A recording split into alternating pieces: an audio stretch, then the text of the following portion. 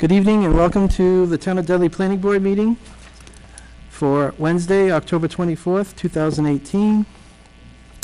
Present this evening we have Daniel Edmiston, Clerk of the Board, Pam Humphrey, Vice Chairman, Guy Horn, myself, Chairman, and Don Johnson, our Town Planner. First item on our agenda, approval of meeting minutes from October 10th, 2018. Has anyone had a chance to read over the minutes, and what did they think? I've had a chance to read over the minutes, and I make a motion that we approve them. Okay, we have a motion to approve minutes from October 10th. Do we have a second? I'll second that motion. We have a motion and a second. All in favor? Aye. Aye. Unanimous? Okay, 2 copies. You get 2? I got one.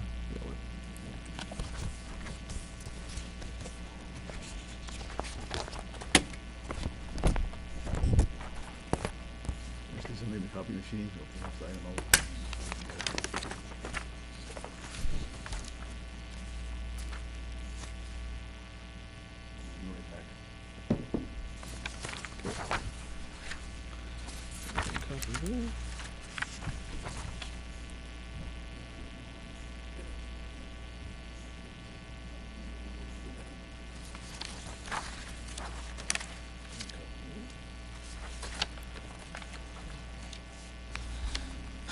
Okay. Next item on our agenda, discussion status report on finishing construction of and acceptance of uncompleted, unaccepted subdivision streets, including Pierpont Estates, Rocky Hill Estates, Piasta Road, Country View Estates, Eisenhower Drive, Tobin Farm Estates.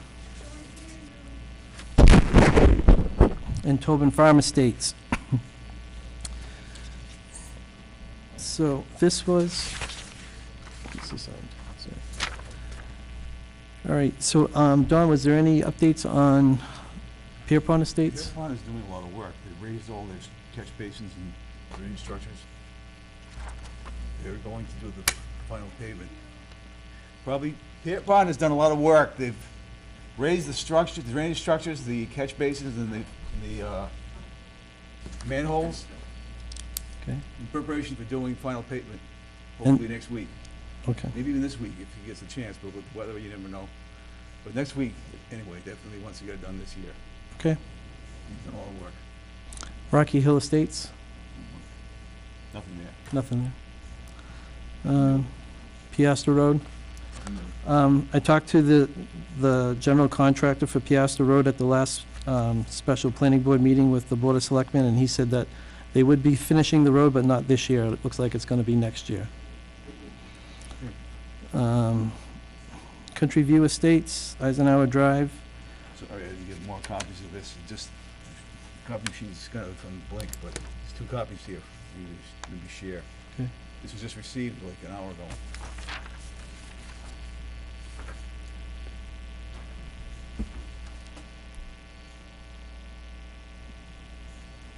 Okay, this is an email from a resident that lives on Eisenhower Drive. Where does Eisenhower Drive stand on being accepted by the town? If not, what is being done about it? There are drainage issues in front of 14 Eisenhower Drive. The catch basin is raised up. It's been quite some time now. Thanks, Frank Kreft.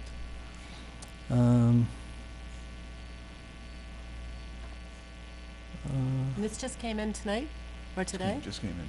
Came in today. From Fran Kraft? Yep. So we did send out a request for town council to review the seal coating of the roads, and if that's enforceable. They're looking at it. Yeah. They've been in correspondence with me. So we're waiting for the town council to give us back their written opinion on that. So all we can say is once town council gives us the opinion, we can move forward with their recommendation on Eisenhower Drive. Tobin Farm Estates, we did get a legal opinion from town council on that one about sidewalks. I think we discussed it last time, that their opinion was if we approve it without the sidewalks, then we're responsible for it. And if we build it with the sidewalks, then there shouldn't be an issue. What it comes down to is if you build the sidewalks, they have to be built according to ADA. Standard. ADA standards, right? Right, but if we waive the sidewalks, then the town could possibly be responsible. Probably, not, not certain, but wasn't any case law particular to that, but the case law has more to do with sidewalks that were constructed improperly. But she thought that we could possibly be responsible for that in the future. Okay. They are built now.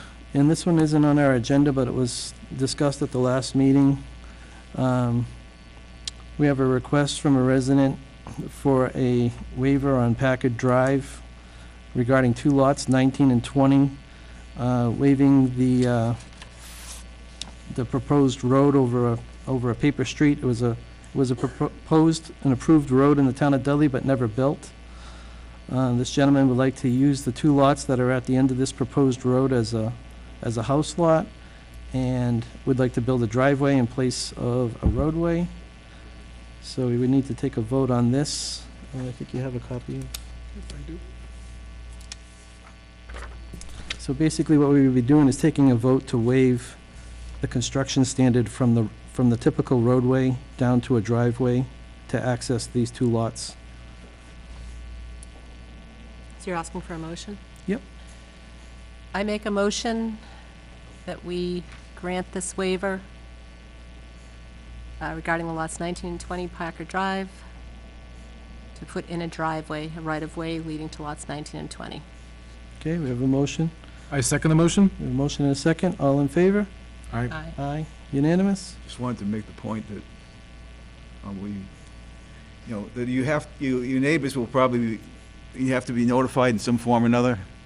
But you have the right to access your property over that driveway, the same as they do. You all have rights to access your property over that strip, but I'd advise you to get your neighbors notified, that you'll be doing something over there. You'll be doing the construction work to put a driveway in for one house.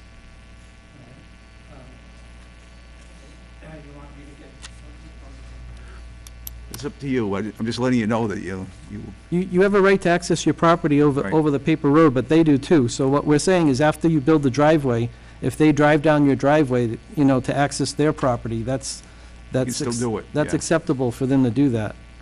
Just gotta understand that they have the right and you also have the right. You couldn't put a gate on the driveway to keep, That's right. to keep the neighbors from using it if they choose to do so. All right? Because basically you're replacing what would be a public street with a driveway. Okay? Okay. I Yeah, would if I were you. just notify them that your intentions is to make an improvement to the paper street, which is gonna be just a driveway, and if they have a need to use it, that they have a right to use it. Okay? All right, That should do it. thank you very much. Thank you. We don't have to sign anything? Yeah, We'll just issue you wrote a the letter saying that Yeah. what to waive the construction standard. Yeah. No right-of-way change, so it doesn't have to be a hearing.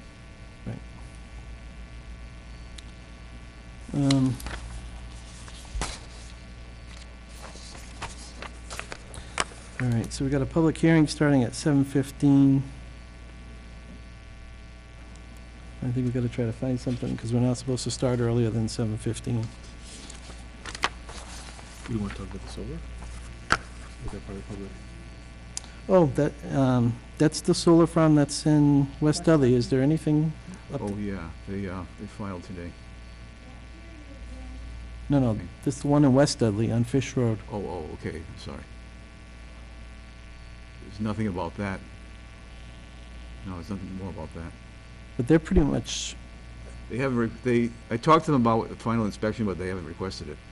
okay, so they're almost done. I believe so. All right. You can call them again if you like. I think I've been doing that. I mean, it's been on the list for a while, so, Yeah. Yeah, I mean, I think if they're gonna try to get a final inspection, it would be this year before the snow flies. you would think so. Yeah. Okay. Is it complete, it's completed, as far as we know? Not all. Not finally completed, no.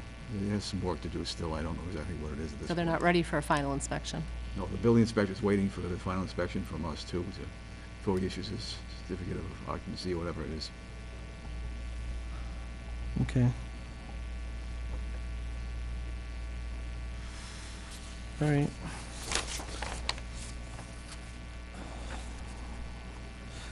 Well, why don't we Has everybody had a chance to read over these draft conditions for the Dudley Estates conditions of approval? We're going to that right now? We can talk about just these conditions of approval that we have drafted up here for 5 minutes. Okay. It's quite an extensive list. We got And I have not had a chance to read all of it. 27 proposals. These touch base with everything for easements on drainage, work within 100 feet of the wetland, subdivision, roadway lighting, municipal water and sewer systems.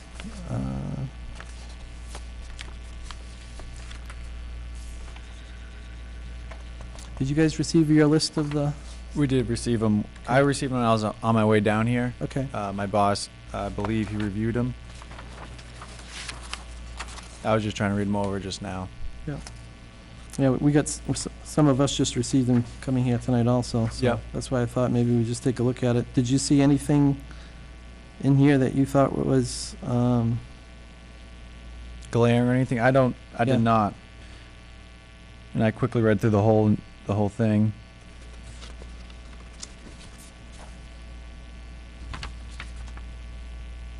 It touched on all the easements and all the maintenance right? and all of the detention ponds and stuff that are in the open lots. And can you refresh our memories with the, number 27, the following waivers are granted? What are the waivers you were gonna ask for, the extension of the cul-de-sac? I do not know them off the top of my head. There was, Extension of the cul-de-sac, waiver of the island, waiver of the tree requirement, subject to what we have there. 1 tree per each lot is a minimum. And there was something else. It was on the. Width of the street? in the width of the Yes. road, yeah. 24 instead of the road, 26? yes, that's right.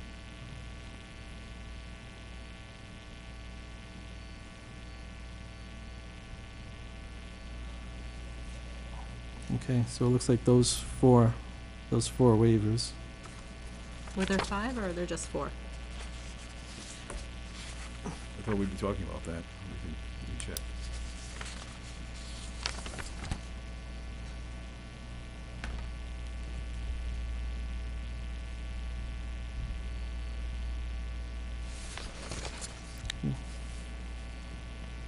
I believe they were the 4 you just stated. Only I 4. don't remember anything else off the top of my head. Me neither.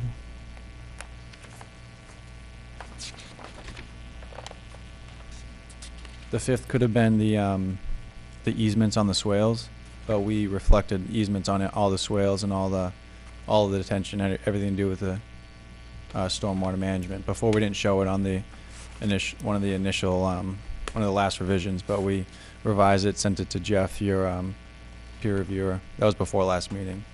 That could have been why there's a 5th one.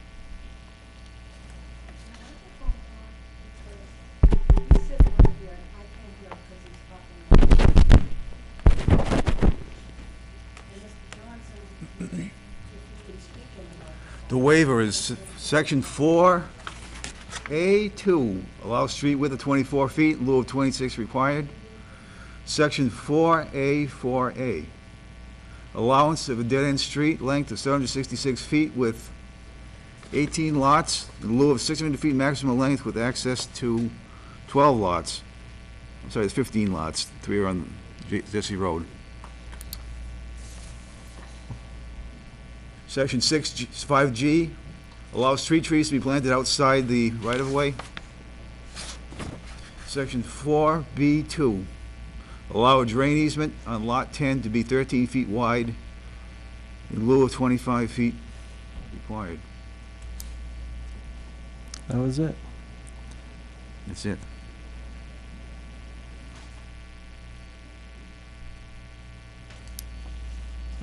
Okay, so there was 5. So what was the 5th one? I'm The sorry. drainage drainage. easement width from 25 feet to 13 feet. The 5th one, if anything, was the, we asked for it, though.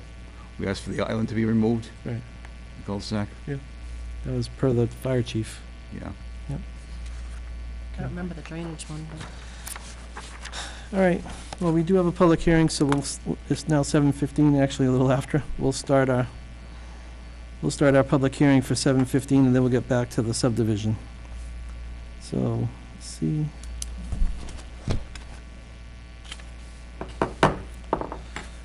Okay, Dudley Planning Board, public hearing, legal notice. Pursuant to Mass General Law, Chapter 40A, Section 5, the Dudley Planning Board will hold a public hearing on Wednesday, October 24th, 2018, at 7:15 in the Dudley Municipal Complex, Room 321A, DMC Veterans Memorial Hall, 71 West Main Street, Dudley, Mass. 01571, to review and receive public input on 2 articles to amend the zoning bylaws and the zoning map, which are expected to be on the warrant for the 2018 Fall Annual Town Meeting. These 2 articles are summarized as follows. Article 1, to amend the zoning bylaws and zoning bylaws map relative to large-scale ground-mounted solar voltaic installations by amending Section 3.12.00, large-scale solar voltaic, 3.12.02, applicability, second paragraph, by adding the following phrase immediately following the words, "The town clerk," at the existing end of said paragraph, and as shown on the map entitled Zoning Map Amendment, Proposed Solar Overlay District Parcels 215-019-000-000 and 215-019-001 and -000, 99 Ramsden Road, Dudley, Mass., dated March 2018. Which map is hereby made a part of the zoning bylaws and official zoning map and is on file in the office of the planning board and the town clerk. And by adopting the above referenced zoning map amendment per the above referenced map, which is to be on file with the town clerk and the planning board, and by amending the existing zoning map to include said overlay district. Article 2, to amend the zoning bylaws to add new medical and adult use marijuana establishments components as follows. Amend Section 2.0301 Use Regulation Catalog by adding SPPB, Special Permit and Site Plan Approved by the Planning Board. Amend Section 2.03.02 Use by District Chart by adding the activity or use category entitled Medical and Adult Use Marijuana Establishments as shown. Various use allowed by SPPB and/or prohibited in the various zoning districts. No, as a matter of right, uses for special permits from the Zoning Board of Appeals, uses of medical and adult use marijuana establishments allowed.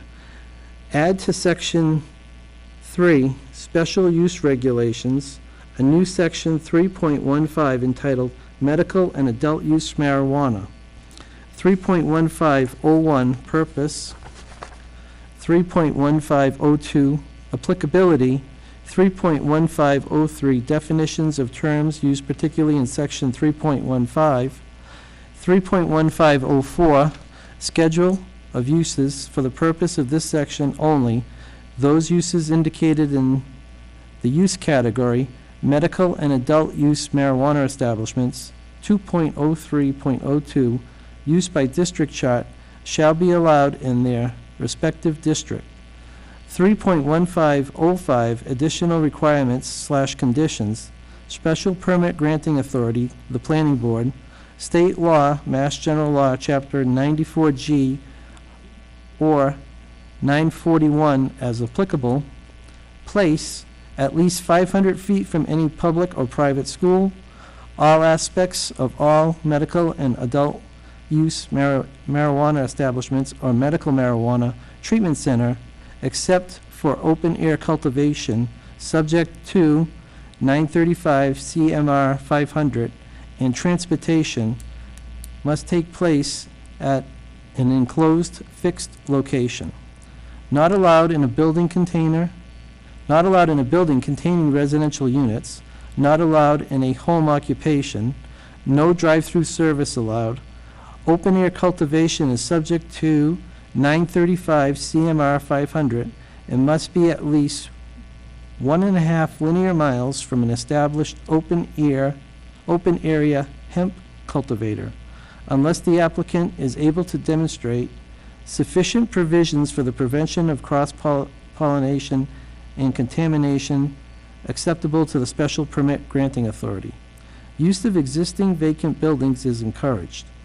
Time and manner includes hours of operation, number of retailers allowed in town, visual impact, ventilation and odor, signage, nuisances.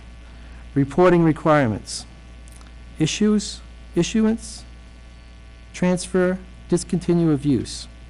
3.15.06, application requirements.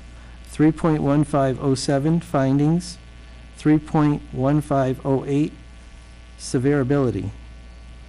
And amend section 6.0101, definition listings, by adding the following words. Add at the end of the existing definitions of agriculture/farm, this definition does not include medical and adult use marijuana establishments subject to section 3.15 of the zoning bylaws. Medical and adult use marijuana establishments, see section 3.1503 for definitions under this category. The complete text of these articles and associated maps in the Town of Dudley official zoning map and the Town of Dudley zoning bylaws may be reviewed in the Planning Board office or the Town Clerk's office, which are located in the Dudley Municipal Complex, 71 West Main Street, Dudley, Mass. 01571 during regular working hours. The Planning Board will receive public input at the public hearing. Any person interested or wishing to be heard should appear at the time and place designated. If you wish to comment but are unable to attend, please submit written comments to the Planning Board office before 4:30 p.m. on October 24th, 2018. Guy Horn, Jr., Chairman, Dudley Planning Board. Okay, so we're going to start with those two articles. Article 1 is a change to the current solar overlay district map that we had proposed 2 times previously. Once at the last town meeting, and it was voted over for more information, and then we held a special town meeting this summer, and at that special town meeting, the proposal, which needed a 2/3 majority vote, failed by 2 votes. So the reason that this is being brought back up at the next town meeting, which is this fall town meeting, is so that the people have a chance to vote on it again. Basically, this particular solar farm is adjacent to an unfinished subdivision road that was not completed by the developer, and the developer is coming forward now and stating that if the solar farm is able to go through, he will finish the subdivision road for the people who live there. The subdivision is over 35 years old. It was never completed. It's not probably going to be completed by the town. It's very difficult to complete these things, because if it was easy, we would have done it long before now. The situation is you can't spend public money on a private road, and to do so is not legal. And to take the road by eminent domain is going to cost the town even more money. So our proposal is to put this back before the town meeting and let the people vote on it again. If it gets voted down again, then it gets voted down again. But if it gets voted positive and the people can get their road finished and the solar farm goes in, then the town's going to get pilot money, which is payment in lieu of taxes, and they'll benefit from the additional tax revenue from the solar farm. So, and that's the reason that this article was voted with a positive vote from the Planning Board at the last 2 meetings. So that's why it's able to come back up for another vote at this town meeting. If the Planning Board voted no, that it wasn't a good article for the town, then it wouldn't have been brought back up for this town meeting. But it was voted positive by the Planning Board. So we're going to put it back to the town for another vote. And that's basically where we're going to be, back to where we were at the last town meeting. So if the people show up and vote it in, they get their road finished, then they get a solar farm. If the people vote no, then there's no solar farm and the road doesn't get finished. But basically, that's the situation with this article, and that's why it's back on the town warrant. because we voted as in the positive the last 2 times. Sure.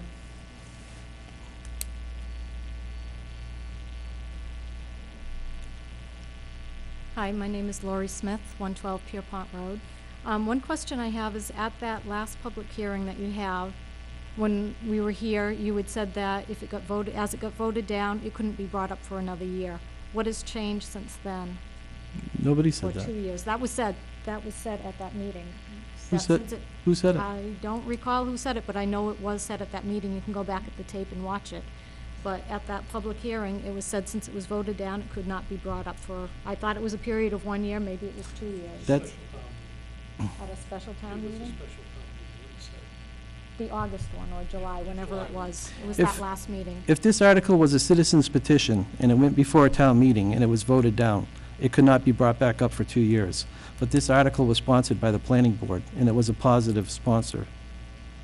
So that's the technicality that it can go through on? That's what our town council told us. Okay. If it had gone the other way and it had gotten approved, would you held another special hearing where it was so few votes to see if it would get voted through again?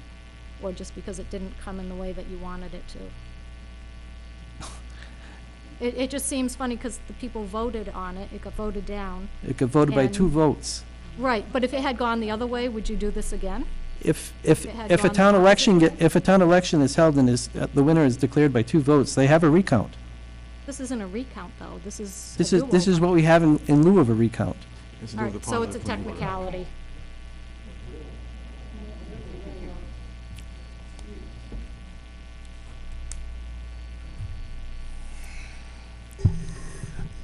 My name is Richard Raymond. I live on Corbin Road in Dudley. First of all, the people sitting up there, I appreciate the fact that you're even doing this on behalf of the town. I know how difficult that is. I sat on committees myself over the years, and it's very difficult. And no matter what you decide, there's always going to be opposition or positive, negative, and so that happens. But that, nonetheless, I appreciate you people taking the time to do this and other things that you do. I really do. However, the question remains. I think there are a couple of things that dealing with this overlay or whatever they want to call it in a residential area is very concerning. First of all, at a town meeting, at the original town meeting, it was, moved along.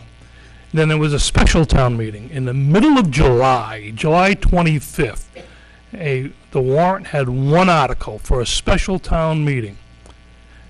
I've never experienced that in all my time in Dudley, but so be it. And it got voted down. It doesn't matter if it was by 1 or 100. It got voted down, okay? Donald Trump did not win the popular vote, but he's still our president. So the number is irrelevant to the result. So it's been voted down. The fact that it's coming back up again, okay, for the town meeting, so be it. But I had mixed emotions about this, and not really, in favor of taking residential zoning and changing to something else. If you had residential zoning for single-family dwellings and you wanted to tweak it to duplexes, that's one thing. It's still residential. I understand all of that. But to take it completely take that land completely out of its intent, all right, for residential is a question that just doesn't sit well with me. But more than that, at that special town meeting on July 25th, not chairman, but Selectman Ruda mentioned there are 10 to 11 more of these private roads, all right, that the town has to deal with, because there was a question in front of him, why can't the town take care of it? I understand there's a cost, but there's a cost one way or another. I'm not opposed to solar. I'm not opposed to bringing solar into town. I'm not opposed to collecting taxes on it, or the town getting something out of it. Put it on a landfill, put it in an industrial park, put it somewhere else instead of where it's intended to go.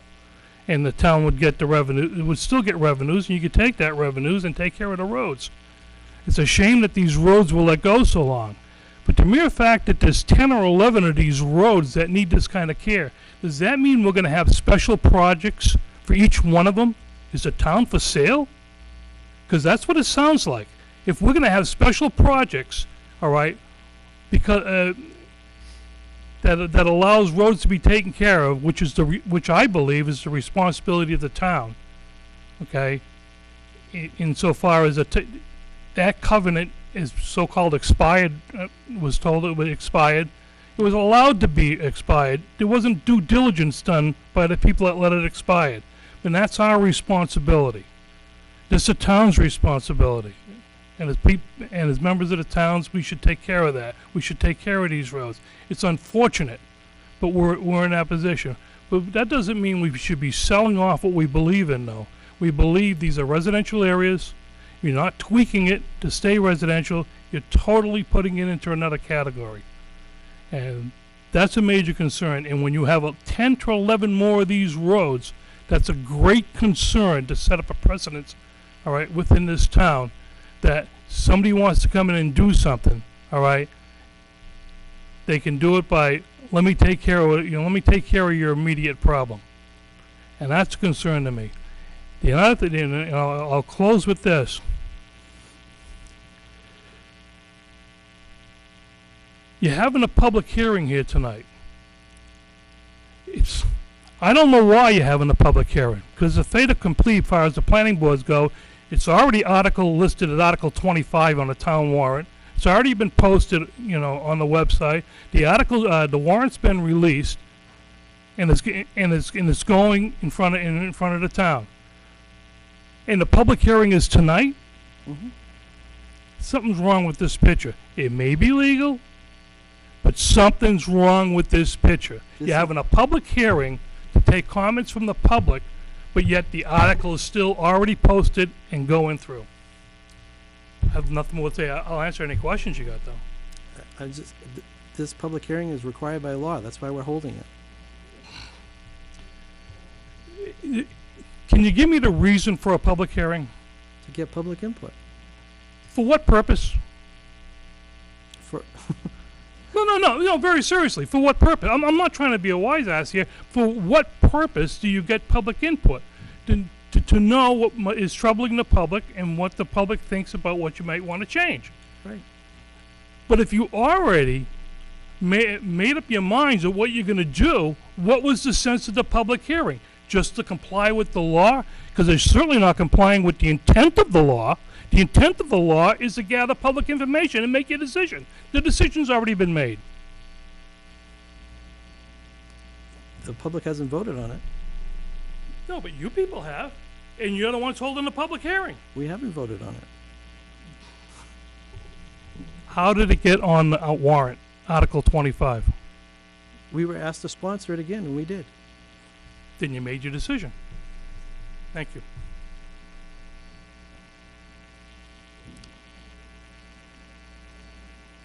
Anyone else want to speak?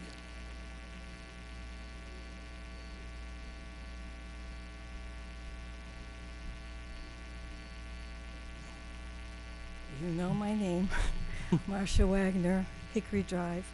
Can you hear me? Okay. Can you hear me now? You said that the developer is willing to fix the road as part of the project, the solar project. Is that the same developer from 30 years ago? It is. Wow. So he'll only do the road if they comply with the solar farm? I can't believe it. That's news to me. This is I wrote, you guys are in for it. This is as much about the process in play as it is the particular parcel of land. Most folks in town are busy working and raising a family and don't have time to get into the details of town government. But when the methods being implemented in this solar farm project are explained, most people shake their heads in dismay, and that's saying it nicely. A buyer looking at a zoning map doesn't know that any land zone, residential or agricultural, is vulnerable to an overlay of a large-scale solar farm. There's no warning of a possible overlay. The bylaws not only give the right to the planning board to apply an overlay zone in residential districts, they can push a denial, which you did, to another vote for their favor without having to wait for 2 years. This lack of transparency and transparent use of that tool by the town government needs to be reversed. People need to be assured the zones define what they imply and intend. The first overlay for a large-scale commercial solar array was attached to a parcel on Oxford Ave, leading one to believe it was a one-time occurrence, not the establishment of a precedence of using overlay districts in the future. If the town government intends to continue to use this option, it should be written in the bylaws as a standalone issue in an article to be voted upon at town meeting. The option may be legal, but it's misleading, allowing the town government to dictate what it wants no matter what the townspeople vote. The large-scale solar array bylaw, which was passed at town meeting after the Easterbrook Shepherd Hill project, complied with Massachusetts Department of Energy recommendations for placement of solar arrays, discouraging clear-cutting of forests for the protection of groundwater. It fulfilled the green communities requirements, satisfied the economic development survey of citizens' wishes in the town, and was approved by the Attorney General's office. The planning board follows the rules about reasonably regulating with conditions, but doesn't follow the DOE's recommendations. These large-scale solar array projects are short-sighted pilot programs without regard to the future. When the one on West Dudley Road expires after the 20-year contract ownership, the land will be transferred to the town, no longer generating tax revenue. If solar technology is still viable, will the townspeople be asked to fund the refurbishment of the array? Otherwise, it will be dormant land, depleting any revenue made in the 20 years for perpetuity. While the property of the current project will it remain in private ownership? After the 20 years, will the federal government require it to be reforested after the 20-year contract ends? Whose responsibility will that cost be? Lastly, the planning board, the regulating conditions that can be applied to the project are laughable. I was on the planning board when a big deal was made about screening the array in front of Shepherd Hill. Sheep grazing, shrub screening, grass, green slats in the chain link fence, as though those conditions made any difference. So. Okay, so let me explain exactly the overlay district. So what happened last year, I believe it was last year, or 2 years ago, when we voted the overlay district in, that was a separate vote for the town and for the zoning. And what that allowed was for the proposed solar farm that's on Oxford Road? Oxford Ave to be proposed. So the first thing we had to do was adopt an overlay district, which we did. The overlay district covers the entire town of Dudley. Any parcel in the town of Dudley has now the ability to become a solar farm if they come through this process that we're going through right now. If there's a public hearing, if the planning board adopts it, and there's a public hearing, and we bring it before town meeting. So every solar farm that comes forward to the town of Dudley, since the overlay district was adopted, the people of the town of Dudley get to have the say. Are we going to allow it on this lot, or are we not going to allow it on this lot? You get to pick it. That's not true. That was done July 25th, and you're going to do it again. That was done on July 25th. Okay, but you're getting a chance to pick it again at the next town meeting. Who asked for it to be picked again?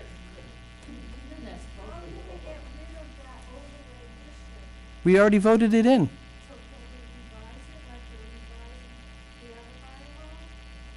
If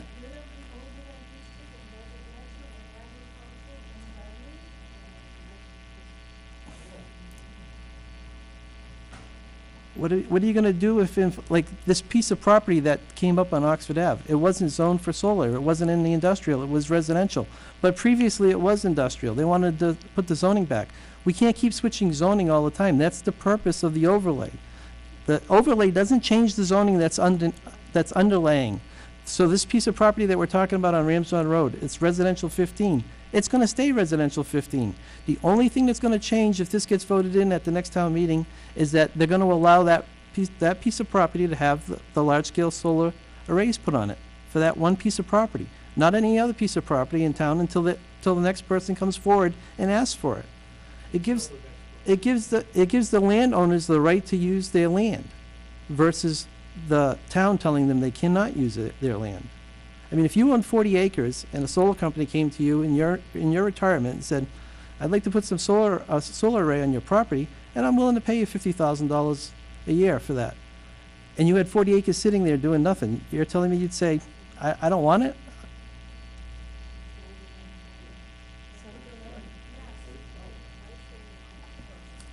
But it gives the person another use, and it gives them the ability to keep their land. I mean, the farm that's across the street from the high school, if that solar array hadn't gone there, that gentleman was going to lose that farm. And now he doesn't. He doesn't have to worry about it. He has an income from the land use of the solar array. I'll grant you it's not the best looking one. And honestly, I mean, it could have been put in a better place or a better thing, but that's where his land was. And I mean, he could have built some houses there, or he could have did something else. I don't know what, but that's what's there. And in 20 years, it may not be there. It's not permanent. That's the other thing you guys got to remember. This is not permanent. It's a fence, and it's some stanchions, and it's some solar panels. After 20 years, they take them down and they go away. You really believe they're gonna take them down? Please. They're gonna abandon them. No different than manufacturers do with old textile mills and everything else. They abandon it, CLA. What are you gonna do, go after them? They have a bond in place to pay for it.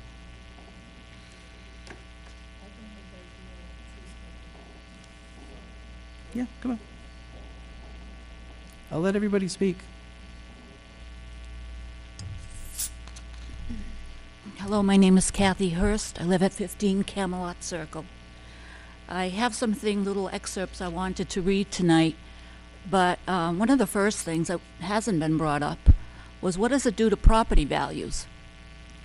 You're saying it doesn't do anything, it benefits the town and it benefits, I can see it benefiting that group of people who have trouble with their roads, but it will also affect the property values of any of the houses around there. And as Mr. Raymond said, I was at that meeting in July, the special town meeting, and I heard the same thing, and to me it was a shock that this was coming up again, because I look at it as a vote is a vote is a vote.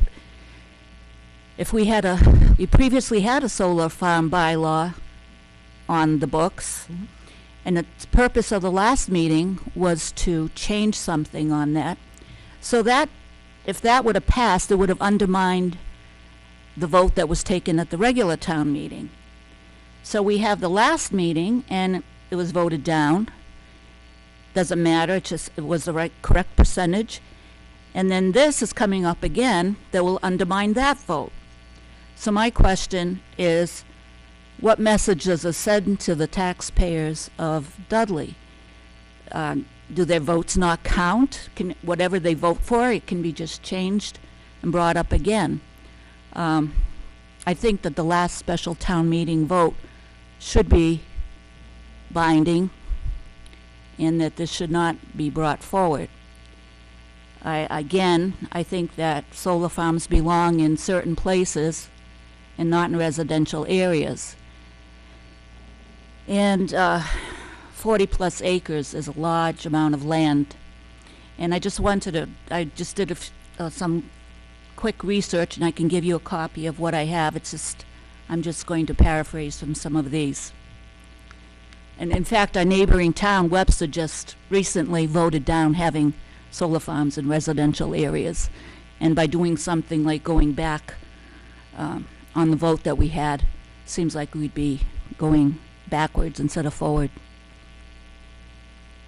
This is according to the Department of Energy Resources. The agency discourages using locations that result in significant loss of land and natural resources, including farm and forest land.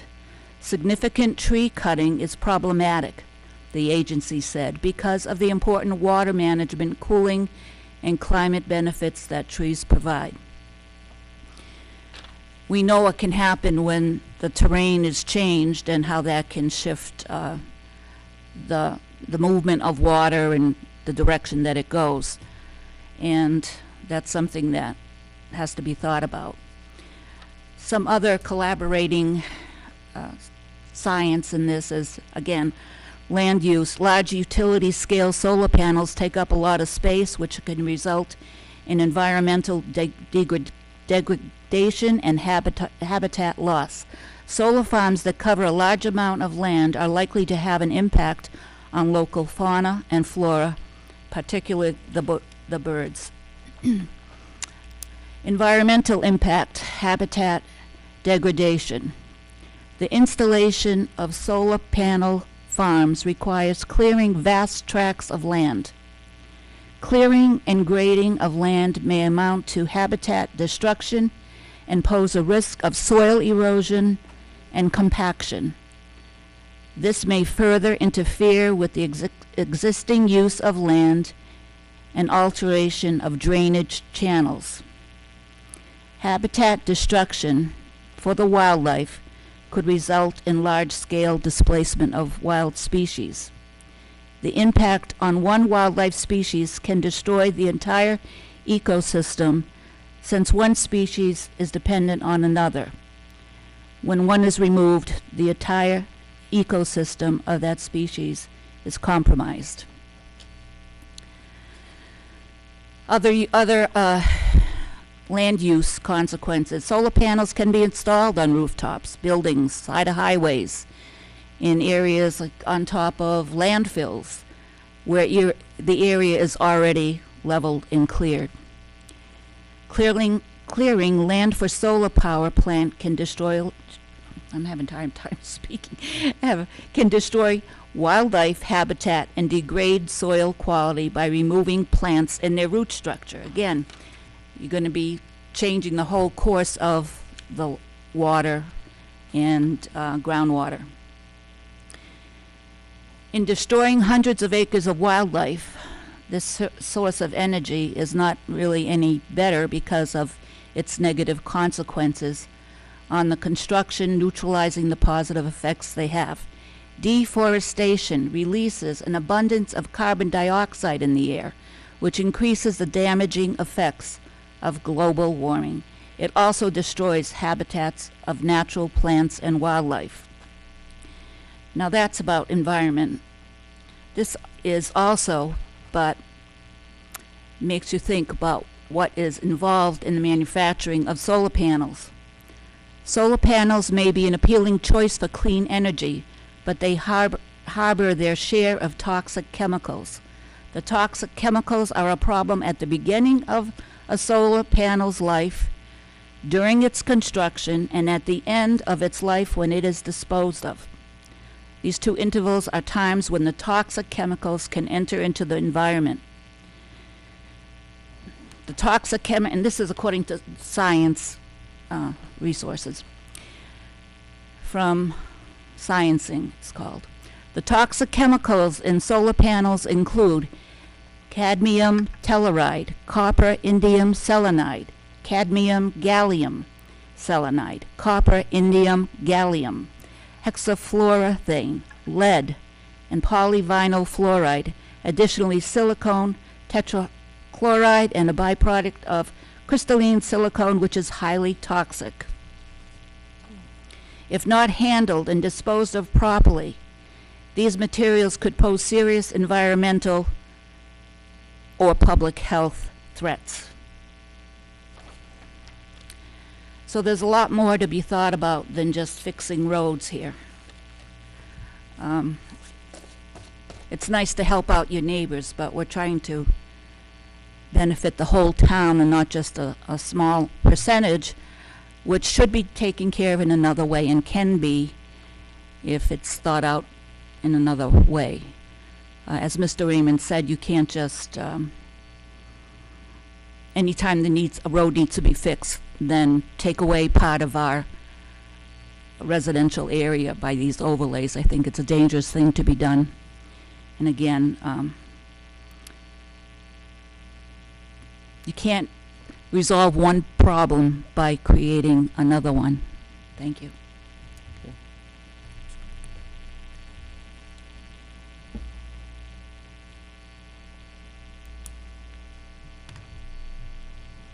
Elizabeth Coakley, Partridge Hill. I've been coming to the planning board meetings for almost a year now on the solar array. In my memory, I wasn't always taking notes. At some point, at some meeting, it was stated that tax money would come in from the, I believe, the solar company. Do I have that correct? You mean in pilot? The town would collect taxes. Payment in lieu of taxes, pilot program. All right. So they would benefit, the town would benefit some money. Right. All right. One of the previous speakers mentioned the displacement of animals. I happen to know the owner of the land. He is he is going to do something with this plot of land. One of the first meetings that we came to, it was not somebody on this panel, a previous planning board member, said to us, well, like the solar farm, it could be low-income housing. So if we're having some money coming in without putting strain on the public group, the police, the fire, the schools of, I don't know how many houses, I don't do math either, on 40 acres, that's a strain. We're an elder community. Nobody wants to raise taxes. Here's a way to get some money to help the town. The houses are going to displace the animals too. You know, if you start putting in a lot of houses, they're going to be. I think that's all I have for right now. But so we do receive some money. A friend in Webster contacted me over the weekend that they said there's been some forum going on in town that is saying that the town would get absolutely nothing out of this, but some money would be coming in. Payment in lieu of taxes. We currently have 2 solar farms in town, and at the last meeting, it was stated from the town administrator that the 2 solar farms provided, I believe it was $82,000 in payment in lieu of taxes to the town of Dudley for those 2 solar farms that are currently up and running. The one that's in by the high school and the one that's off of Foskett Road. Foskett Road, yeah. Right. So those 2, and the one on Foskett Road is a fairly small. Well, I solar farm. Personally find it upsetting when people are putting out information, if it's not accurate, then people read it and they say, this must be true. But, You know, they do collect payment in lieu of taxes. all right. There was another question about who was going to do the road, and if it was the owner or the solar company, and I believe at one of the meetings it was kind of a combination, or? Right, so I believe that the solar company was gonna put up a bond to have the road repaired, but then deduct the money from the payment to the landowner. And to the specifications of the town? Exactly. And the town engineer and the highway superintendent at the time, who gave a list of conditions of what needed to be done. Okay, thank you. Yep. Anybody else?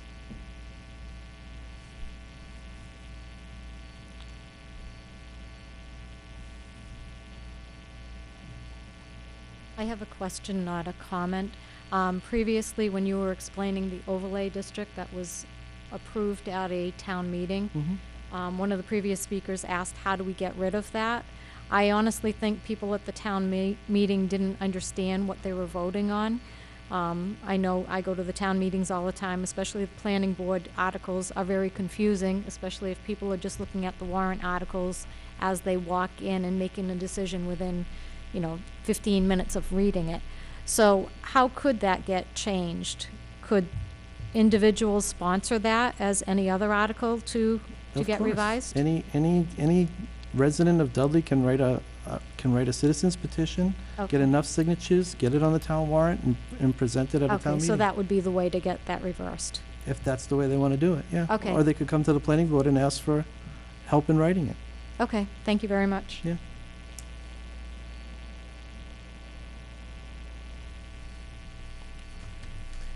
Hi, Pat Fanning, French, Partridge Hill Road. I just want to make the comment that I think some people are misunderstanding and thinking the town is the one pursuing this. The planning board is sponsoring it. There's a private landowner who has requested that this come up again for a vote. Well, actually, Just like when a candidate loses in an election, they can run again the next time. So it's not, I just wanted to make that point so that the people understand that you're not trying to undermine anything. You're not trying to slide something in or anything like that. No, it was the solar company asked if it could be brought up for the next meeting, and we said yes. Right. I just wanted to Yep. to reiterate.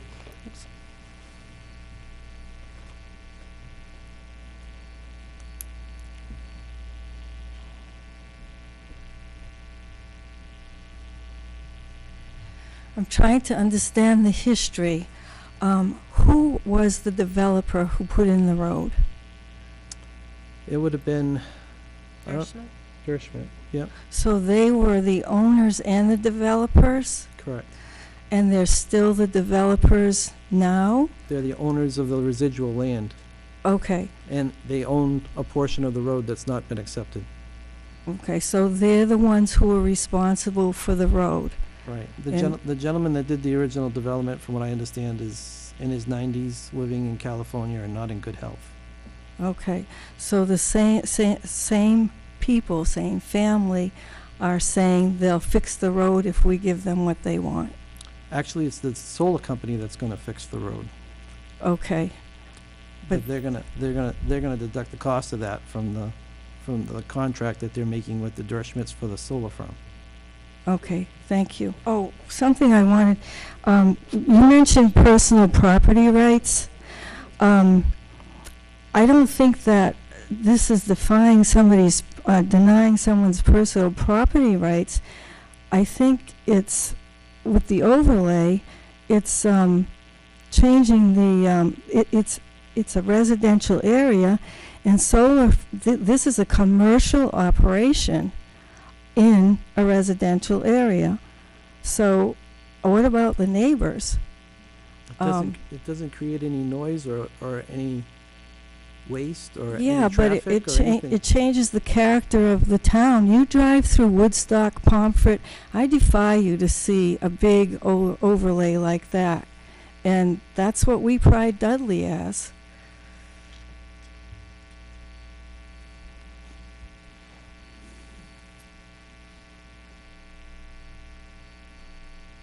Mr. Chairman, Christopher Wright, Partridge Hill Road. Evening. I've lived up in that area for 19 years. The area of land that you're speaking about pretty much cannot be seen by 97% of the town of Dudley unless you want to fly over it in a plane or a hot air balloon. As far as it being an eyesore, it would be to very few, and I would, those people that may be able to see it or can't see it should be voicing their opinions at the planning board. If I lived on, Mason Road Extension, I probably couldn't see it from there. And I don't know about detracting from the character of the town when we have the second largest, only to Amherst, Massachusetts, of APR land in the whole state of Massachusetts. So this town has protected more land than 355 other towns in the Commonwealth of Massachusetts. All right, so I think we're doing a really good job with that, That place could be a subdivision, could go in there. As far as dispersing land and animals, that's true. I'm sure these folks would have something in place for mitigation. There'd be grass there. There wouldn't be open gravel and loam and everything leaching and running. Everything would grow back. to a state that the engineers require it to grow back to. I don't think it would be impeding on the community to have it there, or think it's there, or just because they know it's there. I know there's a solar farm over there, but I can't see it, but it bothers me. I'm not really sure that's, the greatest reason. And you're correct, the developer is not the one that's going to do the road if this goes through. Right. If it goes through, the solar company is the one who will do the road, which I frankly think they will do it and do it right, unlike the other person. But what's done is done with that. And, that's all I have to say. Okay, thank you.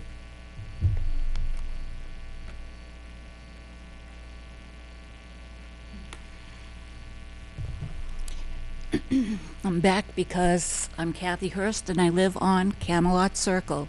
And as the gentleman before me has said, he doesn't feel, and there are a certain group of people from Partridge Hill Road that feel that if I, or people like me with same intentions, if we don't live on Ramshorn Road, that we shouldn't have any right to have an opinion about this or care about it.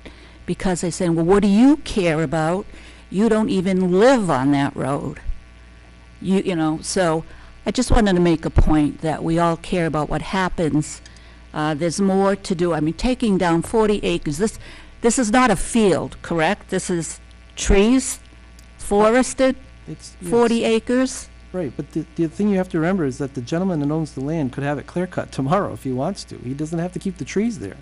No, but If he could get money for the lumber or the timber that's on that property, he could cut it all tomorrow. well, that wouldn't be right either, but All he has to do is file a But plan. to put on solar panels that do have toxic materials within them, and it's known that it's one of the biggest hazardous waste problems that is facing our country now and in the coming years, is because even when they dismantle them, it's a very expensive process to get rid of that hazardous waste, and they're finding that even rainwater will disperse those toxic chemicals once they're broken, or broken during a storm.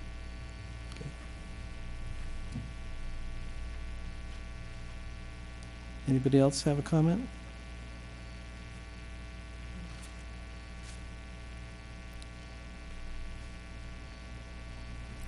Yeah, I'd like to do a follow-up.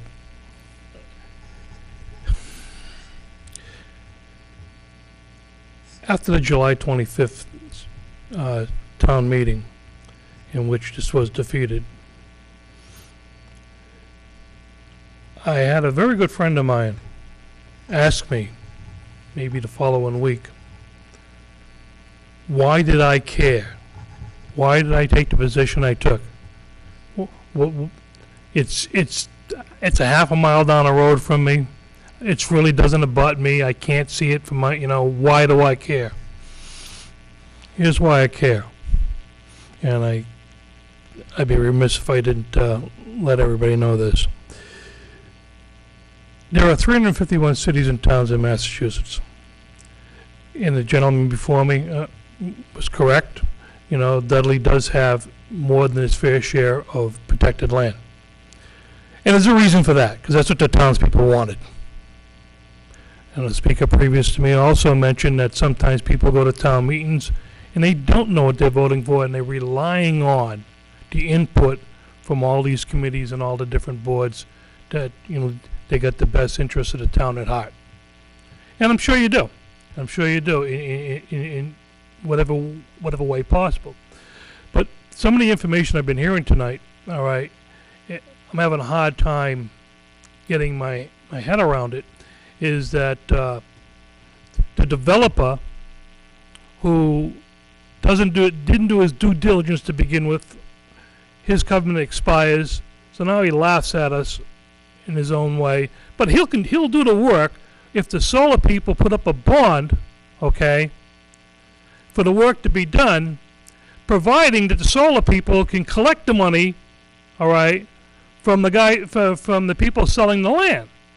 So it sounds like to me the guy selling the land is actually funding everything, you know, and so it just seems crazy to me.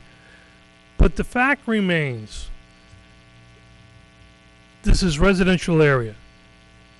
If someone was before you to say it's zoned residential, single-family dwellings, but they'd like to put in a 55 community with duplexes or something like that, you wouldn't even see me here, except maybe to support that. And let me tell you why. Because all you're doing is you're taking the intent of the land and keeping it within its intent, residential. This is not residential. And quite frankly, there's a lot of smart people in this building right now and during the day. Solar it's evolving to the point, well, let's get away from solar. Energy is evolving to the point where solar is going to be extinct in 20 years. So to say that the town's going to end up picking this up, they're going to pick up in 20 years. All right. A disposal problem. They're going to pick up something that's already obsolete. They're going to pick up. Why do you think they're going to abandon it in 20 years? Give it back to the town. If they're still making money on it, you think they're just going to give it to you? There's a reason for all of that. They know the life expectancy of these things. Since 1998, when the state of Massachusetts went into the Energy Restructuring Act, all right, and deregulated power generation or power manufacturing, or call it what you want, the field was wide open, whether it be from gas, solar, wind, water, coal, oil, wherever you could make your money. When in 1998 is when they deregulated the industry on power generation. That's why when you get your electric bill now, you have 3 pots to your electric bill. And you don't even know where the hell your power's coming. You might think you do, but you don't. And I know that for a fact. Okay? But it'll be... So the whole industry is wide open, and they're going to be walking away. The combined cycle turbine plants in Charlton, Bellingham, and others, all right, their turbines are put out by Siemens. Siemens gave them a 10-year life expectancy. They amortize those things in about 7 years, and the rest goes in their pocket. After the 10-year period, there's a reconstruction that costs them a lot of money, and they weigh where they are at that point in time. Okay. The whole industry is evolving to the point where this is today's flavor. Tomorrow, we don't know what it's going to bring. Fuel cells, hydrogen fuel cells, are already being put into cars, for God's sakes. If you get a hydrogen fuel cell for your house, you can take the poles off the street. And that's just around the corner. It's just around the corner. So 20 years from now, they're going to turn it over to town. Thank you for your trash, because that's what it's going to be. Keep it residential. That's all we're asking. The town of Dudley is a bedroom community, whether we like it, dislike it, always has been. We're trying to get some economic development, yes, but within a very narrow, confined spaces, and it's very difficult to do. We don't have any major interstates at our access. Our roads are patchworks. They do a good job for what they get. Okay, so the infrastructure in Dudley, there's no water, there's no sewer to the broad base of the town. There is in a small area. We share a sewage treatment plant. We'll never construct our own. So to take, just because this is solar and it may not need it at this point in time, I'm afraid of the precedents we're going to set with this overlay on residential communities and what it might mean to other people. And I was really concerned when, well, what if the guy wants to, sell off his land? He needs some money. Well, he can sell it within the constraints that all of us can sell it. It's residential. It's residential. Sell it off. He wants to sell his land. Let him sell it. Sell it under the design what it's supposed to be.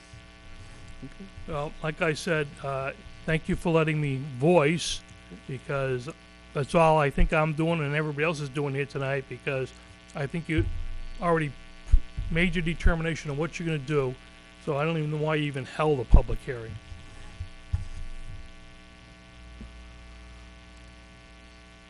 Okay. I think we're gonna move on to the marijuana bylaw article that we have next after this. No, we can't close the public hearing until we do both articles.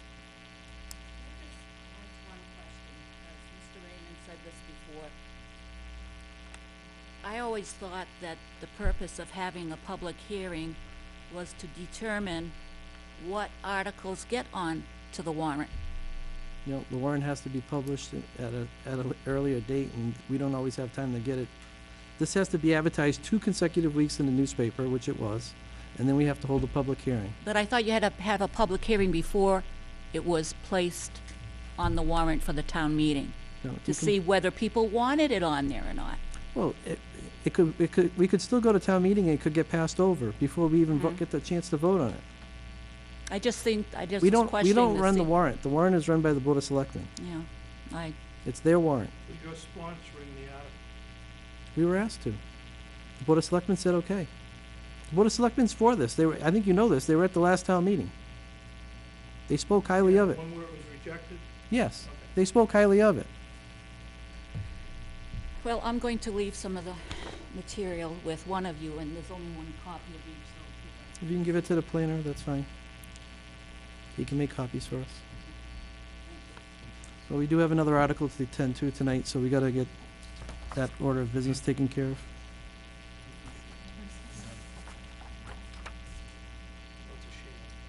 Okay. So basically, what it comes down to with the marijuana bylaw is that if you don't give them some place in town to have sales, distribution, manufacturing, storage, and growing facilities, then they basically can go anywheres. So this is very similar to what we did with the adult entertainment district. We put it in a certain area of town and we tried to regulate it. We got a nice letter from our Economic Development Committee. Mr. Briere is the chairman of that committee, former member of the planning board.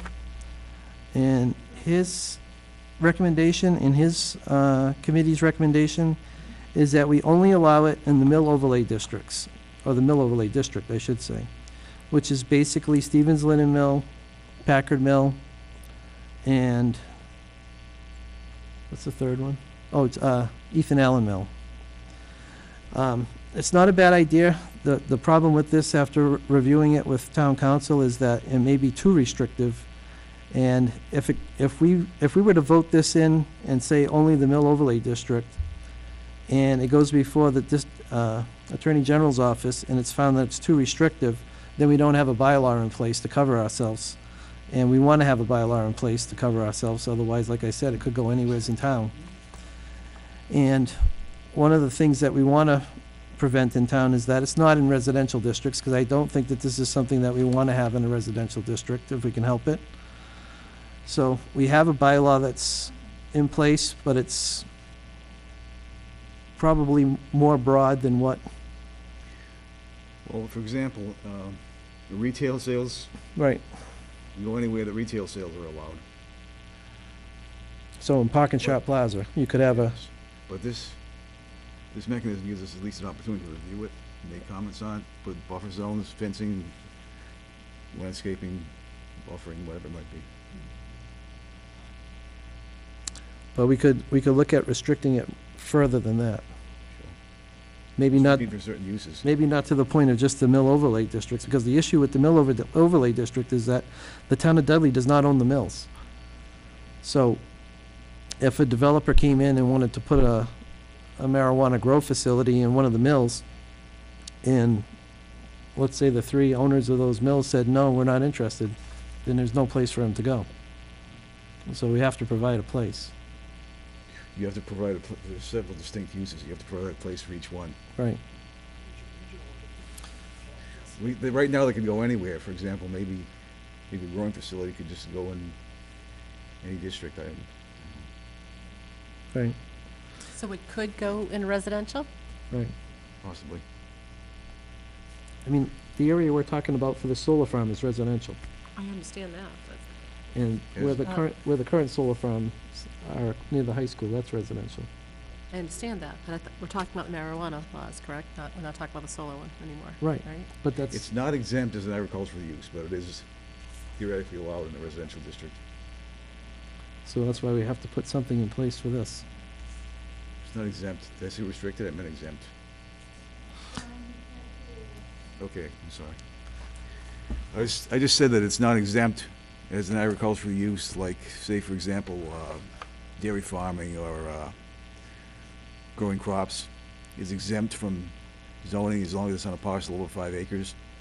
But this particular use isn't exempt from that zoning clause. It isn't. It's not exempt as an agricultural use.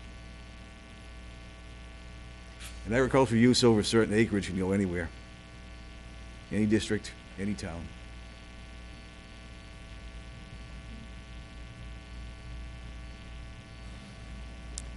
And from what, I don't know if you've all had a chance to read what the town council had to say, but, I mean, I think the issue, one of the issues is that when the vote came to Dudley for marijuana use, it was a positive vote in the town of Dudley. So because it was a positive vote, we have to allow it.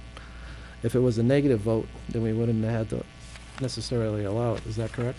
It's a process for petition, but it's very Very complicated. complicated, yeah. So I think what we have to do is, I think what we originally proposed, we need to cut it down. My opinion is, I think we should look at cutting it down to only allowed in industrial area for right now. I know there are some industrial areas next to residential areas, but, I mean, to me, it's better to be in an industrial area than in a typical residential area. The special permit process allows you to design it so that there's less of an impact as well. You can put restrictions on traffic, curb cuts, I mean, buffer zones, say, from shielding it from neighboring land uses. There's a lot of things you can do. Mr. Johnson. Okay. I said there's a lot of things that you can do by a special permit process that you couldn't do as a matter of right process. In other words, if it's just allowed as it's written in the bylaw, for any a sales facility, for example, a retail facility outlet. If it's allowed, it's allowed, you know, a drugstore is allowed or a supermarket is allowed in a certain district, that's it. They don't have to do anything special. They just have to, but in this case, they would have to come before the planning board for a hearing. You can't hear that? Okay. The use allowed as a matter of right is something that you can do with no question. You just go to the building inspector and get a building permit. A special permit is to come before a special permit granting authority, either the planning board or the zoning board of appeals. And they have to make a decision on it, if they want to allow it, disallow it, or allow it with special conditions. More often than not, what they do is allow it with special conditions. Say, greater distance from neighboring properties, or some screening like fencing,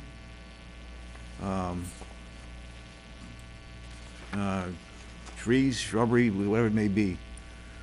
Screen it from the neighboring properties, or other special conditions that might have to take place over there to make it happen.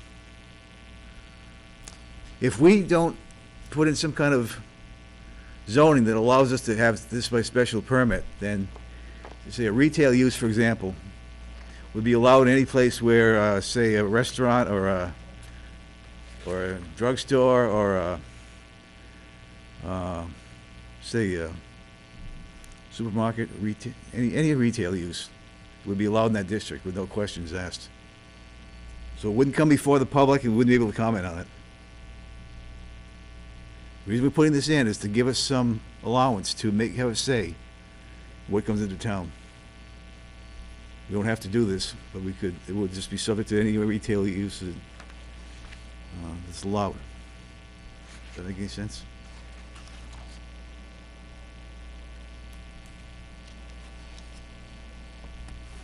Do you have the I don't know where all the industrial zones are in town. Where, do you have a map? Can you point them out on the map so we can see them? Because I don't think everybody in this room knows where industrial is, commercial. This pink area up here is light industrial 87, so it's a 2-acre zone. It's on the corner of Oxford and Webster. This darker purple area down here in West Dudley heading towards Southbridge is industrial 130. No, 2 other zones, industrial district, too. Yeah, these are also industrial 130s. We got some industrial 43 over here off of Schofield Ave, some industrial 43 here off of Farley Road and Center Road, some industrial 43 here on Route 131. That's basically it. So we have a total of light industrial 43, 331 acres in town. Light industrial 87. We have 323 acres in town. Industrial 130, we have 259 acres. And industrial 43, we have the most at 450 acres. So the smallest zone is industrial 130. And the industrial 130 is back here, like I said, off of Fish Road, West Dudley. This, by the way, is also where the adult entertainment section is for the town of Dudley. Industrial 130 over here is near Cordis Road, Roberts Road, Route 131. And then the last industrial 130 here is off of Hall Road to Center Road, behind Yearlock Woods. So it's basically, those are the industrial areas located in town. So you're gonna allow retail there? So you've got two different things you're doing. One's manufacturing, one's growing, selling. So you're gonna manufacture at one spot, so can they manufacture and do retail? Not on the same lot, Okay. but they could do it in the same zone. So wouldn't you need two different, in the same zone? You can do it in the same zone, yes. And what about on the agricultural side? I understand the Open air? 5 acres or more and stuff like that. It's exempt from that. It's not exempt, I'm sorry. It's not exempt from that It's not exempt from cultural that. restriction. So You it could, You could, in a 5-acre parcel, nobody can stop you from doing any agricultural use, raising livestock. so, and, But so someone could put up, on a, 10-acre lot. I can think of a half a dozen empty farms that are 100 acres or more in Dudley where nothing's going on them. So somebody could put greenhouses up on them, and if they're allowed. if they're allowed. If Because it's they can't exempt, and they can't be exempted. See, it's not like they're growing vegetables in the greenhouses. If they're growing marijuana in the greenhouses, they're not Right. exempted under the But I mean, agricultural. On the other hand, a greenhouse doesn't look any different if there's a tomato in it or there's marijuana in it. So as far as visually looking at it, you'd never know what's in it unless, Right. just wondering. I'm just curious, that's all. Right. So we just have to figure out where we're going to allow it.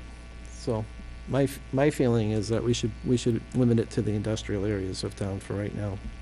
So only industrial, not in the mill overlay. We could include the mill overlay. Mill overlay is part of the industrial district, That's true, too. most of it.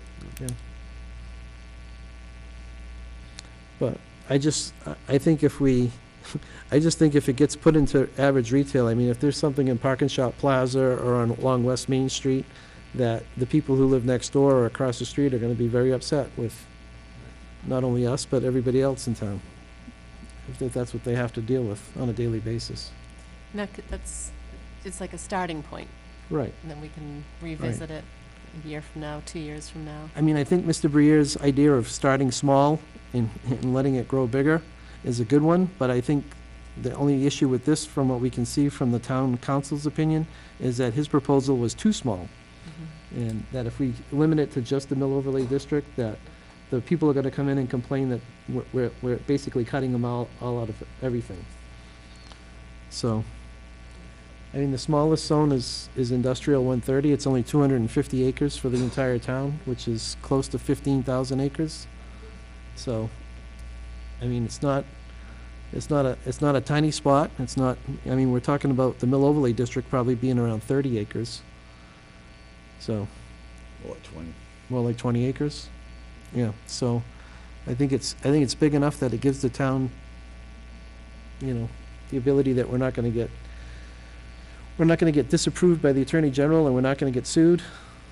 On the other hand, we're not gonna just, Can you point out on the map where you're talking about?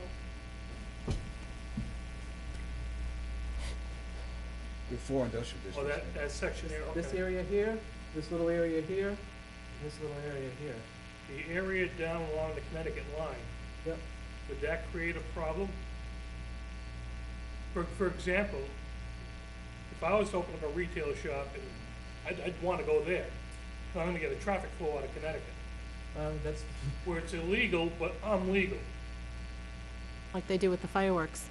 Well, exactly, so that's what I'm saying. So by utilizing those parcels, are we creating an unintended consequence with Connecticut? I mean, they would have to have, I'm sure they would have to have a 100-foot setback from the state line. Well, that doesn't, Yeah. well, yeah, but, no, that's not the problem. They're gonna come across, they're gonna buy, because you can legally buy it in Mass. But then if they, then it's Connecticut's problem. Whether you have a shop here, or you have a shop here, it's not that far for somebody to come from Okay. Connecticut. Yeah. It's just a question of concern, that's all. I Right. just wanted to know. I wanted to know what it was. I mean, this is pretty isolated. The only way to get there is Roberts Road. I don't know if you've ever been on Roberts Road, but it's not a thoroughfare. No, I have not been on Roberts Road. Okay, it's Didn't more even know we had a new name road, It's kind of like a car path. It goes to Woodstock, Connecticut. so it's like most Dudley roads. That's right. This area over here is, Fish Road, West Dudley Road. And then this area here, this area is, across the street from the courthouse. Okay. So probably a large police presence would be here. Yeah, that's a good place for it. Right. This is, They do have some of that land this that is he's right talking where about. this is right where the new cell phone tower went up at, Universal Tag. Corner of Fall Road and 197, across the street from the courthouse, as you're going down the hill. But those are that's the industrial 130 areas. Or the other one. Hmm? The other one. Which one? I just have a question. Right now, when would this well, not right now, when would this begin to happen? We would, at the town meeting, if we're gonna make a proposal, Yep. we're gonna make our recommendation to the townspeople. If the townspeople voted in and approve it, it goes to the Attorney General's office. Usually takes, what, 90 days, 30 days? Up to 90. Up to 90 days, the Attorney General will approve it. If the Attorney General approves it, then it's a law. It's part of our zoning bylaw. But the town people already voted for this, and they said, yes, we want marijuana. Is that what you're saying? They did, At the So- ballot, at the I'm ballot. sorry? the ballot question. Question I 4 don't and, remember it. Yeah. But what's to stop anybody from coming in right now? We don't issue a permit yet. Okay. you have They a have to- Have to moratorium. have a permit? They have to have a permit, yeah. Okay. That's But the what- moratorium's gonna wear off in November. The what's gonna wear off? Right now, we have what they call a moratorium. It's not allowed. We invoked the one-year, yes, I we think invoked I the read one-year that. moratorium so we could figure out how to work with this. Right. And a lot of laws weren't written. So we went to other towns that have already written their laws, and we're using their laws to help us write our laws. Right. So we're not trying to reinvent the wheel. But we have to do this because it was voted in for our town. Thank you. Yep.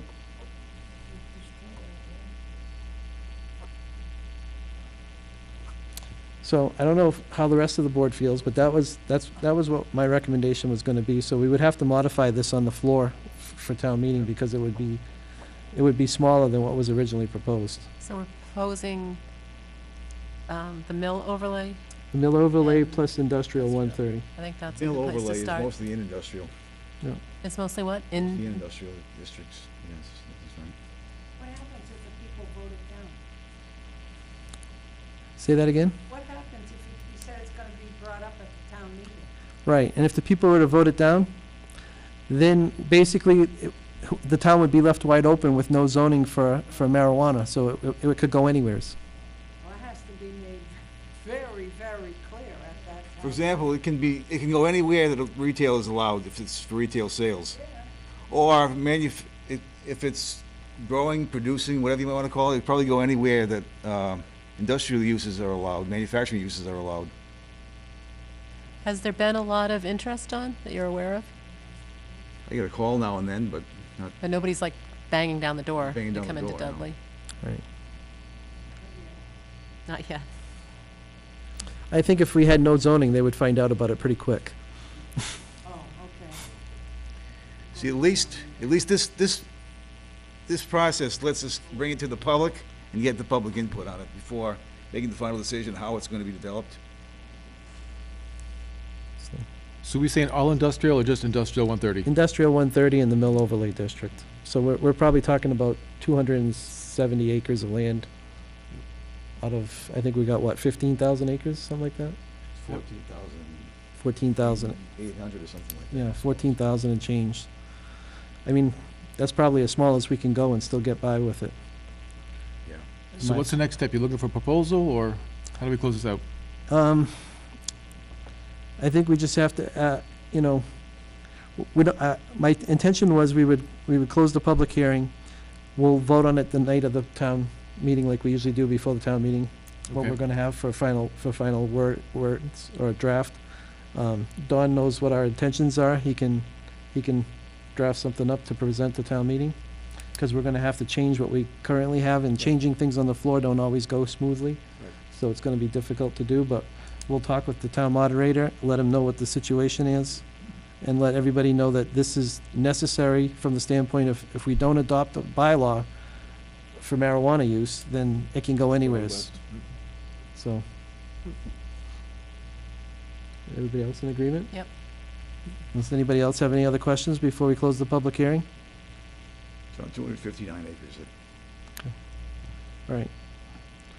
So I'm going to close the public hearing at 8:32. And we'll bring that up at the town meeting on, is it next Monday? Yep. Next Monday. Thank you. 29? 29.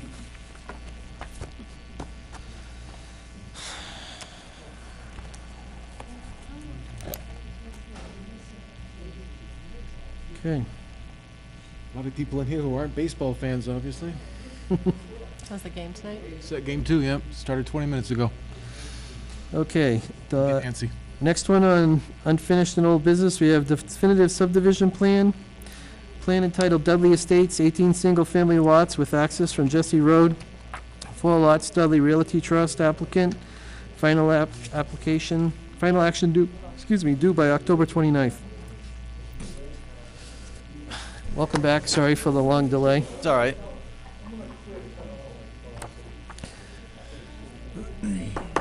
Excuse me, we still have to have our meeting, so if you can go outside, that'd be great.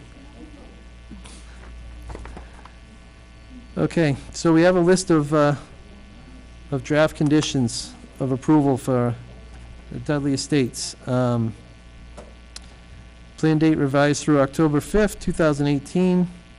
Applicant must adhere to all requirements of the planning board's rules and regulations governing subdivision of land and the subdivision control law, except as waived or modified specified in this decision. It's number 2. Number 3, a covenant or security deposit must be approved and accepted in hand by the planning board prior to the plan endorsement. Construction shall not occur until the planning board has endorsed the plan. The initial surety amount will be established by the planning board through the planning board's consultant engineer. The cost of establishing the surety amount will be reimbursed by the applicant prior to the release of the plan and/or prior to the release of any covenant. Item number 4, a homeowners association will be established among all lot owners within the subdivision, the purpose of which will be to establish the ownership by the association of Lot B and to oversee and provide the maintenance and/or replacement of the drainage structures and appenditures on lots 1 through 14 and 16 through 18, and Lot B as shown in the above referenced plan dated revised through October 5th, 2018. Appropriate documentation pertaining to the association shall be recorded in the Worcester Registry of Deeds, lots 1 through 14 and 16 through 18, and Lot B will have deed restrictions to, I have a hard time with that word, perpetually retain the drainage structures and apertures on these lots in place as approved. Easements shall be granted to the town to allow access to the retention basins and other drainage structures and apertures located on lots 1 through 14 and 16 through 18 and on Lot B. All documentation required by this paragraph shall be approved by the planning board through town council prior to recording. Item number 5, all easements, all deeds and easement areas shown on the plan shall be relabeled and or drawn to cover all created swale areas in addition to piping, detention, retention areas. The granting of drainage easements shall be non-exclusive for the owners of each lot, shall be primarily responsible to maintain the drainage easements areas in town utilizing areas with the town utilizing easements for accesses and for performing such tasks in its discretion as relates to its interests, including but not limited to monitoring the easement area. Plans shall not be released for recording until all easement deeds and labeling on the plans, if necessary, are accepted and approved by the planning board through town council, and evidence of recording of all easement deeds at the Worcester Registry of Deeds has been presented to the planning board. All work within 100 feet of wetlands, discharge into or alteration to wetlands shall be reviewed by the appropriate state, local, and federal agencies. All required changes to the plan shall be reviewed for acceptance by the planning board.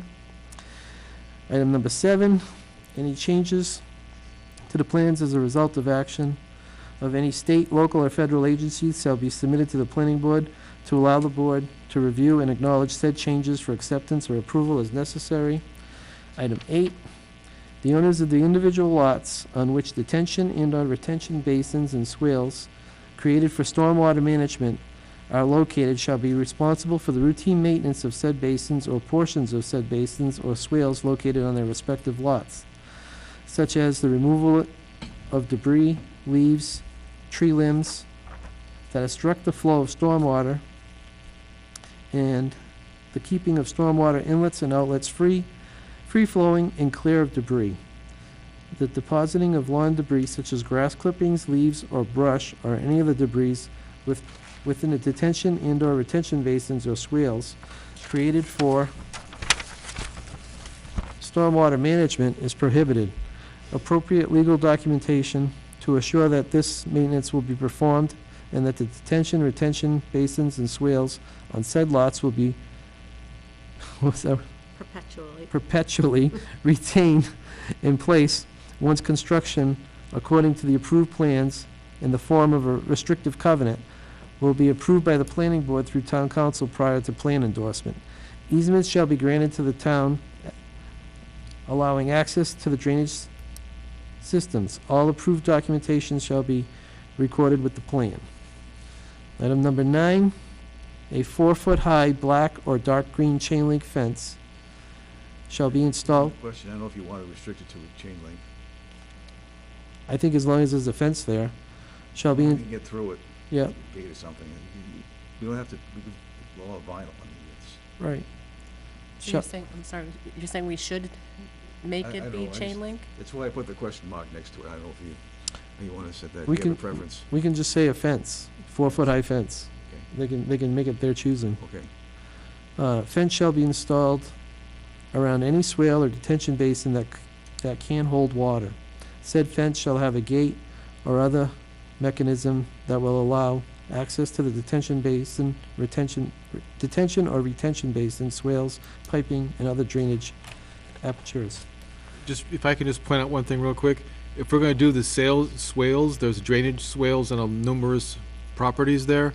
I think that one of them has a drainage easement of 65%, not at lot 13. I can't imagine that lot 13's gonna be happy if they have 65% of their property fenced off. So I'm not. It's just the basin, not the swale. Then we should, that's what I'm trying to get at. We should take swale out of there and just put the retention basin in. I was just about to say the same comment. Those swales are only a foot Yep. deep, and they're 6 feet wide by 1.5 feet deep. So it's really, I mean, you'll be able to notice it, but it's not going to be. They won't hold water, not like the detention ponds. Right. Yeah, we just don't want to have a, neighborhood child Yeah, exactly. Go down. crawling around playing in there or doing anything that they shouldn't be doing. Okay, number 10, roadway lighting shall consist of one street light at the corner of Jesse Road and the subdivision road, and one street light at the subdivision roadway cul-de-sac. All lots shall have a post lamp installed within 15 feet, 15-foot setback from the sidewalk. All municipal water and sewer systems, that's number 11, shall be built according to the specifications of the Board of Water and Sewer Commissioners. Number 12, a name shall be established for the subdivision roadway, which will be entered into the plan prior to endorsement.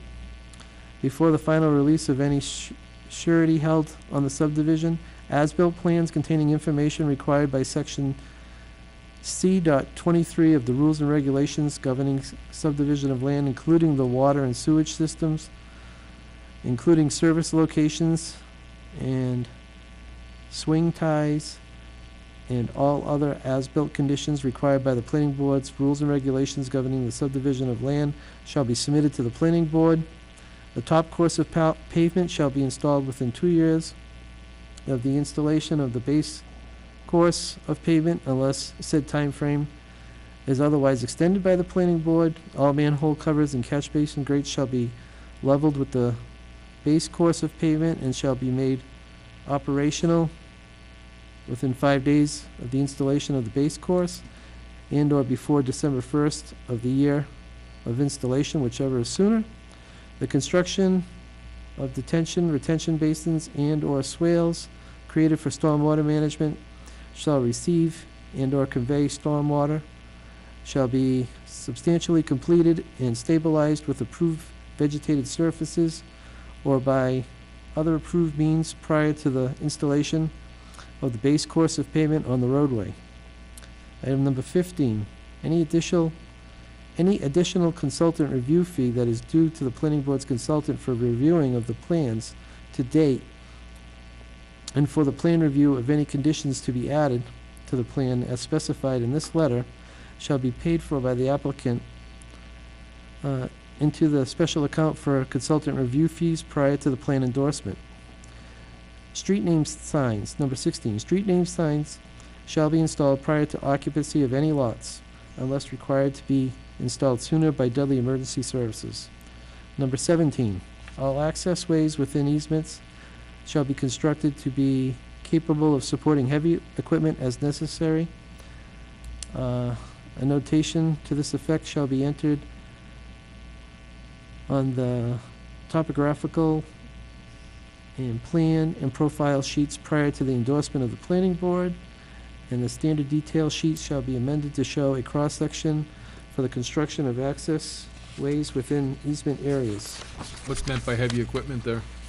In case you have to get a front loader or Excavator or something? an excavator or something to unblock the detention basin, for example. Because all the easements are basically just front lawn or side lawns. They're all property lines, actually.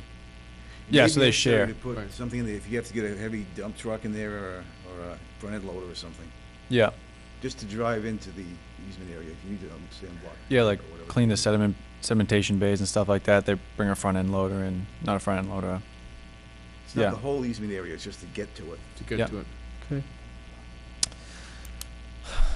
Would anybody else like to read? I'll read. You want me to read? Thank Or you. You want to read? We're at number good, eight. I'm We're at good. number 18, and there's 2 more pages. And I'm losing my voice. I'm speed reading.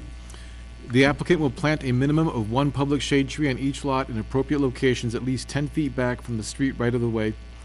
prior to the final release of any security agreement held to the subdivision, on the subdivision. Best efforts shall be made to retain any mature, healthy trees in the lots where practical, and clear cutting of lots shall not be permitted unless absolutely necessary for construction to be performed on the individual lots. A notation to this effect shall be entered on the topographical and plan and profile sheets prior to endorsement by the planning board. The driveway apron shall be built 6 inches above the gutter line of the finished course of pavement of the roadway at the edge of the roadway layout. A notation to this effect shall be entered on the topographical and plan profile sheets prior to the endorsement by the planning board. Number 20, suitable dust control measures and cleanup of spillage shall be carried out by the applicant developer and/or his agents each day of operation, both during and upon completion of the day's operation, until pavement is applied to the subdivision street. In order to avoid the tracking of earth material onto roadways, the applicant, developer, and/or its agent shall construct a 50-foot-long crushed stone apron at the site's entrance drive onto Jesse Road. 21. The developer shall adhere to soil erosion and sediment control measures such that during and after construction, no sedimentation from any lot area or roadway construction area shall enter onto any neighboring land parcel or onto either public ways outside of the subdivision or the private way within the subdivision. Either permanent loaming and seeding shall be performed, or temporary seeding and/or mulching shall be performed immediately after an area has been disturbed, unless the area will be reworked within 30 days. Street sweeping shall be performed daily at the end of the workday if tracking of earth material occurs on paved streets. The developer shall address erosion control measures relative to fill and reconstruction of side slopes which could potentially lead to siltation of areas within the jurisdiction of the Conservation Commission with the Conservation Commission. Any such areas not within Conservation Commission jurisdiction shall be subject to approval by the planning board. 22. Inspections of roadway construction and associated construction within the subdivision, including drainage systems as approved by the planning board, shall be done pursuant to the planning board's rules and regulations governing subdivision of land.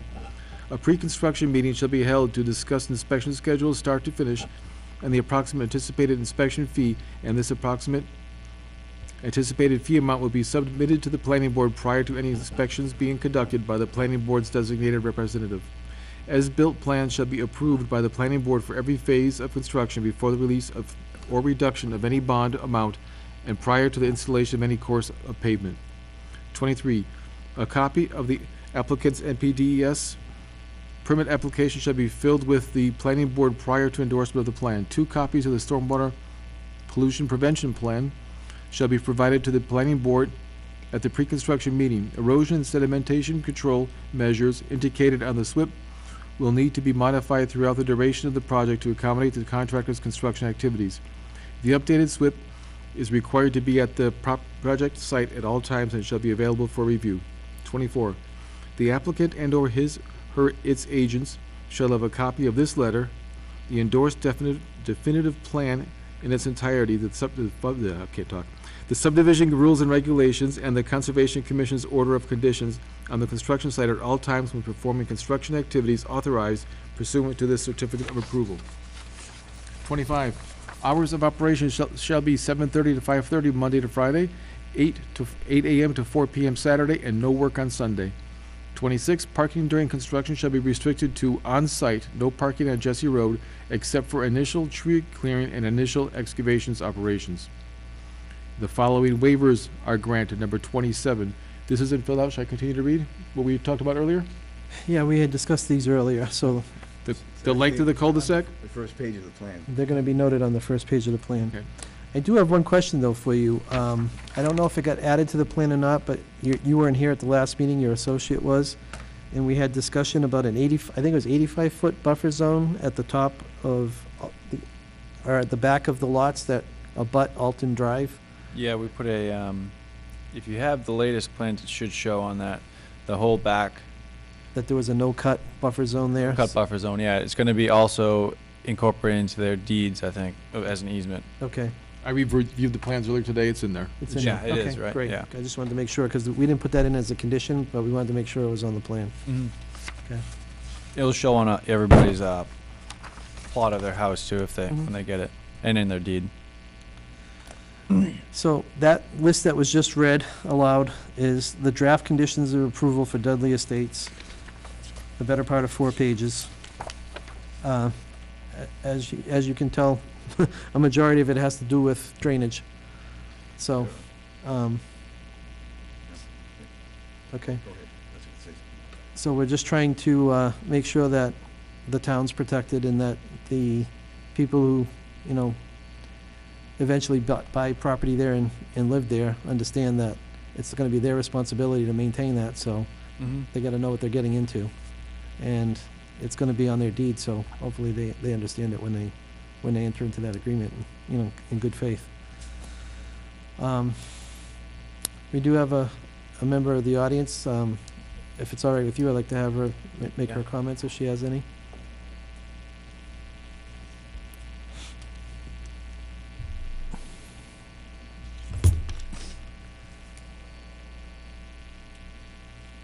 Jenny DiDonato, 10 Jesse Road. Part of the parcel that they own is designated wetlands. Correct. Is that, I don't know, is that Lot B? Whatever it's called. There's part of it is designated wetlands. They're not doing anything with that. Right. So my question is, are they gonna gift that back to the town so they don't have to pay any taxes on it? Like a lot of the contractors do? Basically, I think with these orders, conditions of approval are, we don't really want the town to have responsibility for that, because their entire drainage system is going to run into that wetland. Right. So we want the homeowners to have responsibility for that. You want the town to have the right to go in and inspect, Right. So, not the total control. I mean, if the, So who's gonna own that piece? it will be owned, the way it's going to be set up is it's going to be put into a homeowners association.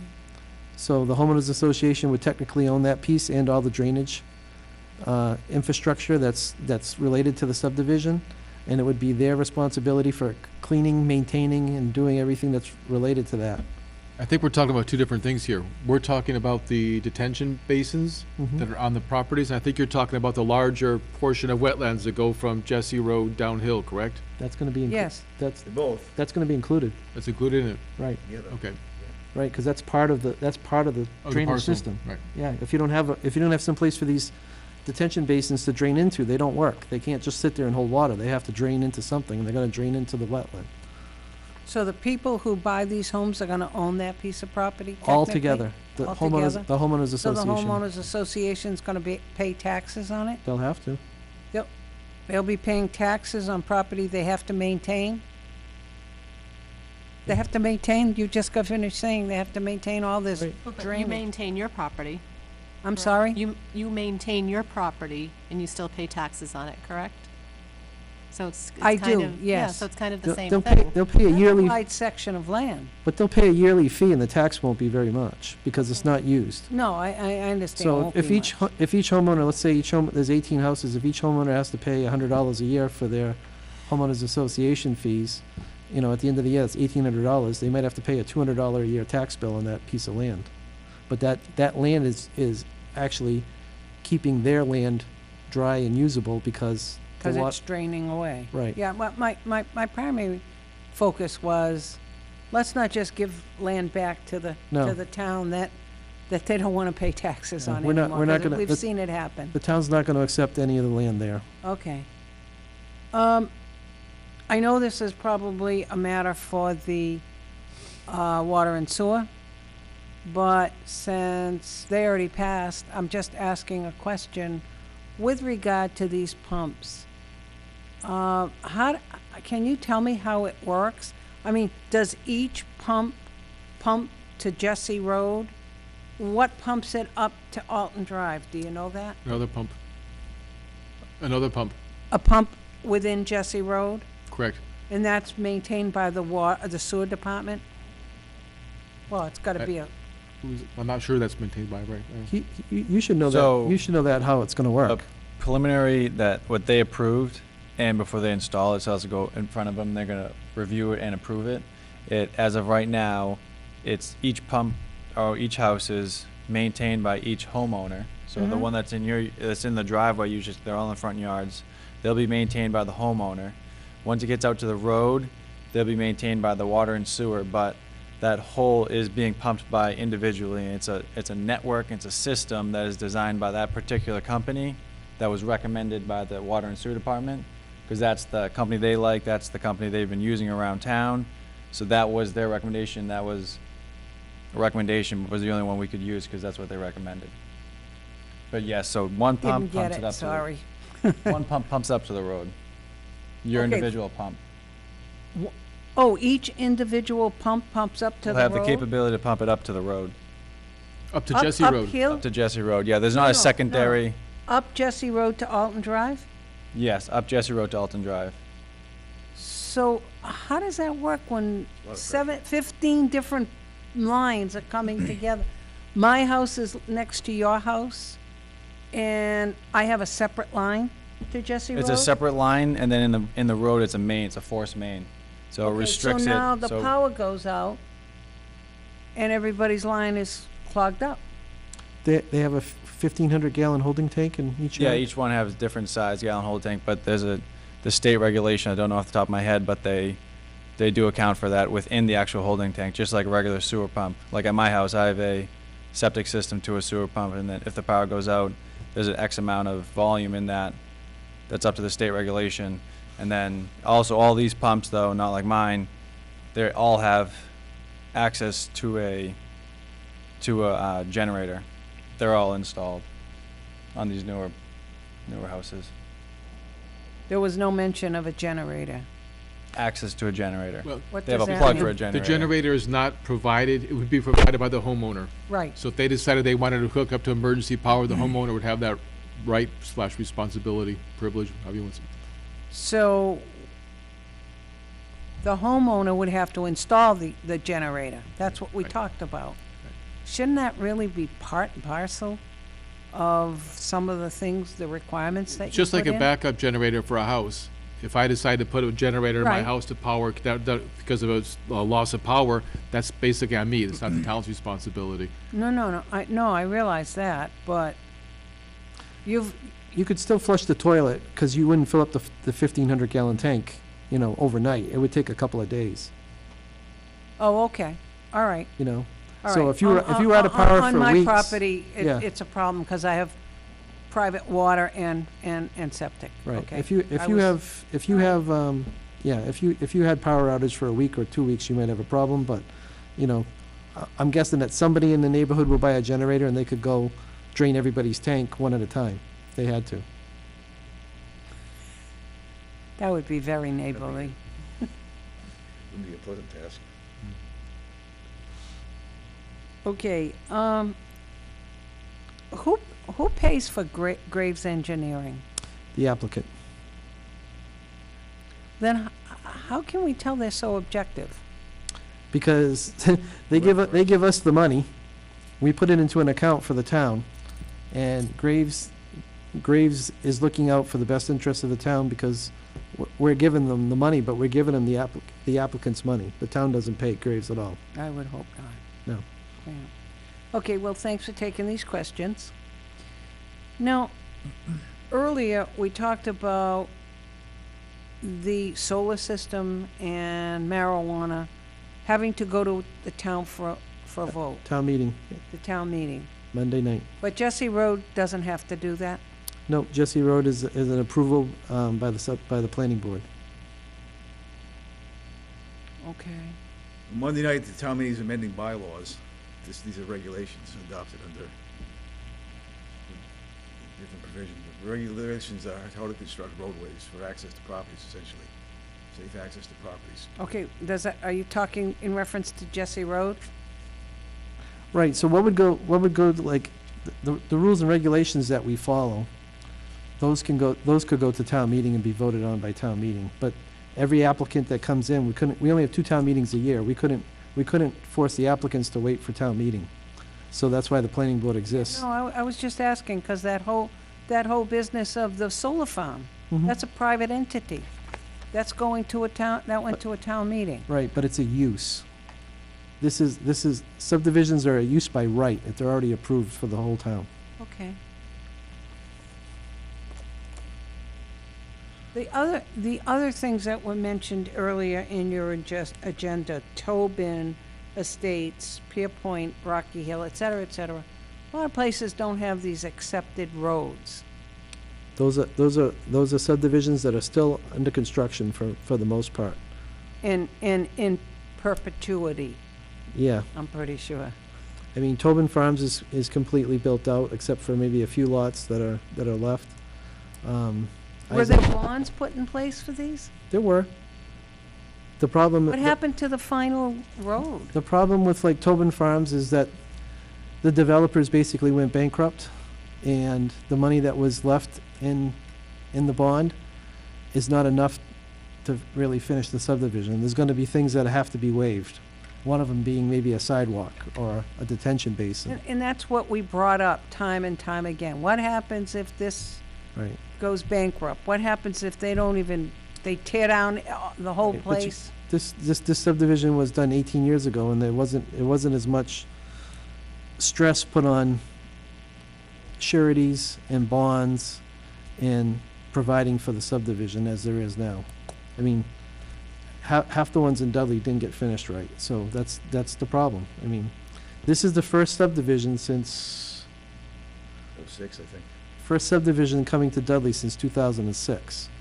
So we haven't had a new subdivision in Dudley in 12 years. So this subdivision, I've been on the planning board 12 years, and I can't tell you that I ever remember 4 pages of conditions of approval for a subdivision. Typically, it's 10 items or less. So this one is running the gauntlet as far as conditions go. Scrutinized. I didn't hear you, Mr. Johnson. It's being scrutinized. Okay. Thank you very much. Okay.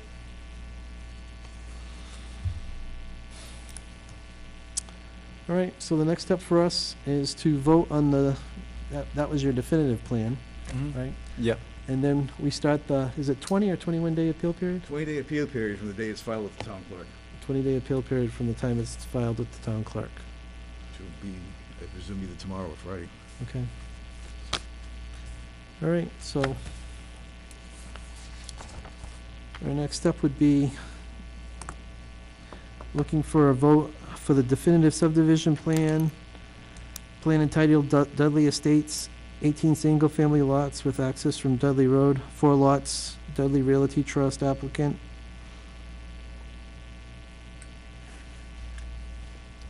Does somebody want to make the motion? Pam, you want to make the motion? No, you can make the motion.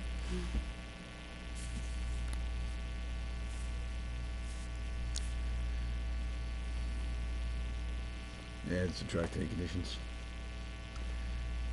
All right, I'll make the motion that we accept the we approve the definitive subdivision plan entitled Dudley Estates, 18 single-family lots with access from Jesse Road, owned by 4 lots Dudley Realty Trust, to include the conditions of approval. Did I read that correctly? Yep, conditions of approval that were read previously. That were read previously, correct? And we're working on the plan that was revised through October 5th, 2018. So we have a motion. Do we have a second? I'll second that motion. We have a motion and a second. Point on that one. Include the waivers. And also, I think we should list the waiver about this traffic circle in the cul-de-sac, just to be sure that we cover everything. Okay. Add that to the waivers as well. We requested it somewhat, but. Yep. Okay, also including the waivers for the, if the, The 5 waivers that we 5 waivers. read during the yeah, reading? yeah, can we just read them again? I'll just read them again for clarity's sake. The length of the cul-de-sac being extended, removal of the traffic island in the cul-de-sac. There'll be, the street trees will be placed on the lots rather than in the taking. The width of the street will be reduced to 24 feet rather than the 26 feet. And they asked for a drainage easement to be reduced to 13 feet Correct, on lot 10. on Lot 10. So those are the 5 waivers.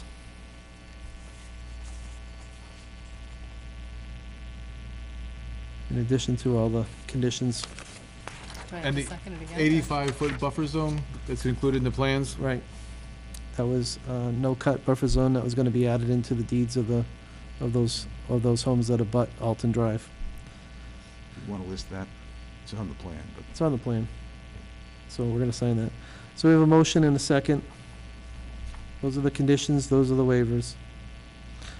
All in favor? Aye, Aye. Reluctantly. aye. Unanimous. Same. So, okay. So, Don, you'll start you get the paperwork filed for the appeal period to start either tomorrow or Friday? And then, if there's no appeal, actually, will you guys update the drawings again to include all the, All the notations. right, as need be, we'll run that by Jeff as well. okay? Yeah. Great. Yeah, so if you can update the drawings, get them back to us, we'll send them to the town engineer, get them to review that with all the conditions and the waivers, and if everything's all set, then we'll be ready to sign off on the drawings. Okay. Okay. Thank you very much, guys. All right, thank you.